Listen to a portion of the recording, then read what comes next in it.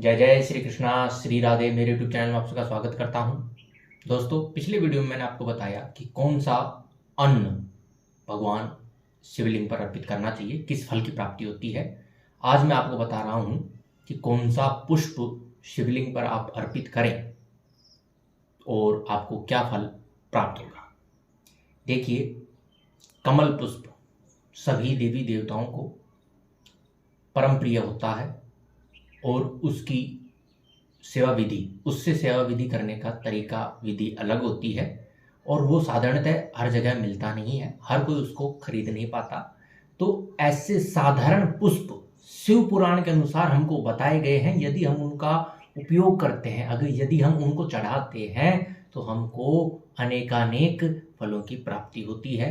तो चलिए शुरू करते हैं। हर हर महादेव। देखिए, जो शिव पुराण में लिखा हुआ है कौन कौन से पुष्प चढ़ाने चाहिए, वो मैंने मेरी जो डायरी है उसके अंदर लिखा हुआ है, वो मैं आपके सामने प्रस्तुत कर रहा हूं। दर्भ कुसा चढ़ाने से मोक्ष की प्राप्ति होती है। दुर्वा दूब हरी घास यदि आप चढ़ाते हैं तो आयु की प्राप्ति होती है। धतूरा यदि आप चढ़ाते हैं तो पुत्र की प्राप्ति होती है। अगस्त्य पुष्प आते हैं जो सितंबर के महीने में आते हैं, उनको अगर आप चढ़ाते हैं तो महान यश की प्राप्ति होती है, आपका यश फैलता है। तुलसी दल, तुलसी पत्र नहीं चढ़ता है, लेकिन तुलसी दल, तुलसी के ऊपर के जो बीज आते हैं, जो फूल आते हैं, यदि आप उनको चढ़ाते हैं तो आपको भोग और मोक्ष दोनों मिलते हैं। लाल सफ़ेद मदार और अपामार्ग, जिसको चिड़चिड़ा भी हम बोलते हैं, कहलार, यदि इनके पुष्पों को आप चढ़ाते हैं तो आपका प्रताप बढ़ता है, आपका प्रताप फैलता है। करवीर यानी जिसको कनेर बोलते हैं, रोगों का उच्चाटन हो जाता है यदि आप उसको अर्पित करते हैं। बंधु का गुल दोपहरिया अगर आप चढ़ाते हैं तो आभूषणों की प्राप्ति होती है। चमेली का अगर आप चढ़ाते हैं पुष्प तो वाहनों की प्राप्ति होती है। जो जिस किसी की भी इच्छा वाहन लेने की है तो वो चमेली के पुष्पों को भगवान शिव को अर्पित करें। अलसी या अतसी, कोई भी अगर अलसी का या अतसी का पुष्प चढ़ाता है तो वो विष्णु प्रिय हो जाता है। शमी पत्र यदि आप चढ़ाते हैं तो मोक्ष की प्राप्ति होती है। बेला के फूल अगर आप चढ़ाते हैं तो शुभ लक्षणों वाली पत्नी प्रदान करते हैं महादेव। जूही पुष्प यदि आप चढ़ाते हैं तो आपके घर में कभी भी अन्न की कमी नहीं रहती। कनेर, एक होता है सफ़ेद, एक होता है पीला कनेर, तो वस्त्र संपदा की प्राप्ति होती है।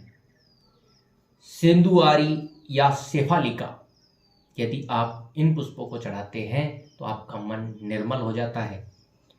राई के फूल यदि आप चढ़ाते हैं, राई शत्रुओं के लिए अनिष्टकारी होती है, राई के फूल भी शत्रुओं के लिए अनिष्टकारी होते हैं। पीले कलर के फूल आते हैं।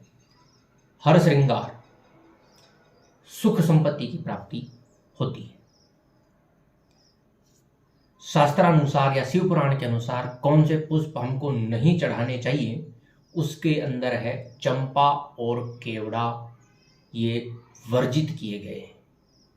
हर देवी देवताओं को उनके अनुसार ही शास्त्रों में लिखा गया है कि उनको कौन सा फूल पसंद आता है, उसके हिसाब से वर्जित किया गया है, ना कि श्राप के कारण। अब एक पुष्प, जाना माना पहचाना पुष्प कलयुग में अधिकतर बिकता है, उसका मैंने नाम नहीं लिया है। उस क्यों नहीं चढ़ाना चाहिए उसको, कौन सा ऐसा पुष्प है, उसके बारे में मैं आपको अगले वीडियो में बताऊंगा। तो ये तो थे पुष्प जिनको आप यदि भगवान शिवलिंग पर अर्पित करते हैं नैतिक वंदना में। हम क्या करते हैं, एक दिन चढ़ाते हैं, दूसरे दिन दूसरा कुछ करते हैं, तीसरे दिन तीसरा कुछ चढ़ा देते हैं, जो आता है वो चढ़ा देते हैं। ऐसा नहीं है।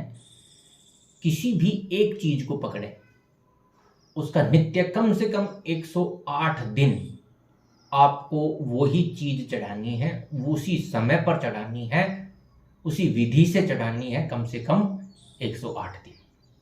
तब वो चीज आपकी सिद्ध हो जाती है, फल मिलने लगता है। तो जो ये मैंने आपको पुष्प बताए हैं, इनको आप देख सकते हैं, और इनके लिए आपको ज़्यादा मेहनत भी नहीं करनी होती, क्योंकि ये साधारणतः आपको रास्ते में ही उगे हुए मिल जाएंगे, खेतों में उगे हुए मिल जाते हैं। जो पुष्प मना किए हैं वो आपको नहीं चढ़ाने। और जो अन्न के बारे में मैंने बताया था कि कौन सा अन्न चढ़ाना है, क्या विधि है, इसी तरीके से इसको भी आप चढ़ाएं। जब सब पूजा पाठ यानी कि आप पंचामृत स्नान करा लें, भगवान शिव को स्नान करा लें, फिर उसको साफ करके कपड़ों से सूखा करके फिर आपको अन्न, और लास्ट में आपको आरती से पहले फिर आपको शिवलिंग के ऊपर पुष्प अर्पित करने चाहिए। इसके बाद में क्या है, आपको पुष्प जो है वो खंडित कभी भी अर्पित ना करें। हम क्या है, टूटे हुए पत्ते पुष्प के अर्पित कर देते हैं, ऐसा बिल्कुल भी ना करें। सही पुष्प चढ़ाएं, कच्चा पुष्प भी ना चढ़ाएं जो खिला हुआ ना हो, खंडित हो वो भी ना चढ़ाएं, जो पूर्ण रूप से खिला हुआ हो तो ही आप उसको चढ़ाएं। पुष्प चढ़ाने के बाद में जो पहले से चढ़े हुए पुष्प हैं या भगवान के मंदिर में जो चढ़े हुए हैं, पूजा किए जा चुके हैं, यदि वो रास्ते में आ रहे हैं तो उनको उठाकर आप साइड में रखें, वो किसी के पैरों में नहीं आने चाहिए। हो सके तो उन पुष्पों को आप किसी भी पवित्र पेड़ के नीचे दबा सकते हैं, किसी भी पवित्र जल में प्रवाहित कर सकते हैं। शिवलिंग के ऊपर अर्पित किया हुआ पुष्प आप मंदिर से घर लेके आएं, और उस पुष्प को आपके मंदिर में जो कोई भी पवित्र ग्रंथ आपके घर के अंदर, मंदिर के अंदर रखा हुआ हो, उसके ऊपर उसको रखें। इससे आपके मंदिर में एक सकारात्मक ऊर्जा का प्रवेश होगा। उसी पुष्प से यदि आप अपने मंदिर में, अपने ऊपर, अपने बिस्तरों पर, अपने घर में छिड़काव करते हैं तो शुभता प्राप्त होने लगती है। तो इतना प्रभाव होता है पुष्पों का। पुष्प तोड़ते समय सिर्फ पुष्पों को ही आपको तोड़ना चाहिए, उसकी डाली या अन्य नुकसान आपको नहीं करना। पुष्प चढ़ाने का मतलब होता है आप अपना हृदय चढ़ा रहे हैं, क्योंकि हम वैसे तो अपना हृदय नहीं चढ़ा सकते, लेकिन पुष्प को हमारा दिल, हृदय बोला गया है शास्त्र के अनुसार। तो पुष्प चढ़ाएं तो यही समझ के चढ़ाएं कि प्रभु मैंने आपके आगे अपना हृदय निवेदन कर दिया है, अब जैसा चाहें आप वैसा करें। तो आज की वीडियो में सिर्फ इतना ही था, और इस वीडियो को आप शेयर जरूर करिएगा, और नेक्स्ट वीडियो का इंतजार करिए कि कौन सा ऐसा पुष्प है जो आपको नहीं चढ़ाना चाहिए और क्यों। जय श्री कृष्णा, श्री राधे।